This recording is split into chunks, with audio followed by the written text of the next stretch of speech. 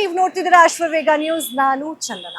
ಈಗ ನೀವು ಈ ಮನೇಲಿ ಇದ್ರಿ ಅಂದ್ರೆ ಇವಾಗ ಒಂದ್ ಬಾಡ್ಗೆ ಮನೇಲಿ ಇದ್ದೀರಾ. ಆ ಬಾಡ್ಗೆ ಮನೇನ ಬಿಟ್ಟು ನೀವು ಬೇರೆ ಹೊಸ ಮನೆಗೆ ಏರಿಯಾ ಚೇಂಜ್ ಮಾಡ್ಕೊಂಡು ಅಥವಾ ಬೇರೆ ಎಲ್ಲಾದ್ರೂ ಹೋದ್ರೆ ನಮ್ಗೆ ಈ ಗೃಹ ಜ್ಯೋತಿ ಸಿಗಲ್ಲ ಅನ್ನೋ ಒಂದು ಏನ್ ನಿಮಗ್ ಮನೋಭಾವ ಇತ್ತು, ಆ ಆತಂಕ ಬೇಡ ಅಂತ ಹೇಳಿ ಬೆಸ್ಕಾಂ ಅಧಿಕಾರಿಗಳೇ ಹೇಳಿಕೆಯನ್ನ ಕೊಟ್ಟಿದ್ದಾರೆ. ಅಂದ್ರೆ ಈಗ ನೀವ್ ಈ ಮನೆಯಿಂದ ಇನ್ನೊಂದು ಮನೆಗೆ ಹೋಗ್ತೀರಾ ಅಂದಾಗ ನಿಮ್ಗೆ ಎಲ್ಲಾ ರೀತಿಯಾಗೂ ಕೂಡ ಗೃಹ ಜ್ಯೋತಿ ಸಿಗುವಂತಹ ಸೌಲಭ್ಯ ಈಗಿದೆ. ಅದಕ್ಕಾಗಿ ಆತಂಕ ಮಾಡ್ಕೋಬೇಡಿ. ಇವಾಗ ಈ ಮನೆಗೆ ಇನ್ನೊಂದು ಯಾರೋ ಬಾಡಿಗೆದಾರರು ಬರ್ತಾರೆ, ಅವರು ಆ ಸೌಲಭ್ಯನ ಯೂಸ್ ಮಾಡ್ಕೊಳ್ತಾರೆ. ನಮ್ಗೆ ಬೇರೆ ಮನೆಗೆ ಹೋದಾಗ ನಮ್ಗೆ ಈ ಗೃಹ ಜ್ಯೋತಿ ಸೌಲಭ್ಯ ಸಿಗಲ್ಲ ಅಂತ ಎಷ್ಟೋ ಜನಕ್ಕೆ ಮನಸ್ಥಿತಿ ಇತ್ತು. ಇದಕ್ಕೆ ಕ್ಲಾರಿಟಿಯನ್ನ ಕೂಡ ಬೆಸ್ಕಾಂ ಅಧಿಕಾರಿಗಳು ಕೊಟ್ಟಿದ್ದಾರೆ.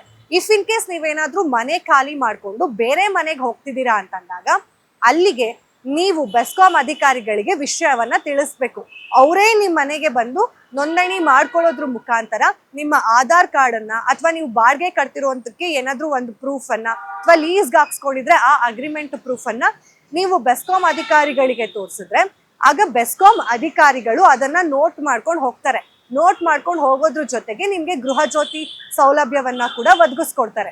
ನೀವು ಮಾಡ್ಬೇಕಾಗಿರೋದು ಇಷ್ಟೇ, ಬೆಸ್ಕಾಂ ಅಧಿಕಾರಿಗಳಿಗೆ ವಿಷಯವನ್ನ ತಿಳಿಸ್ಬೇಕು.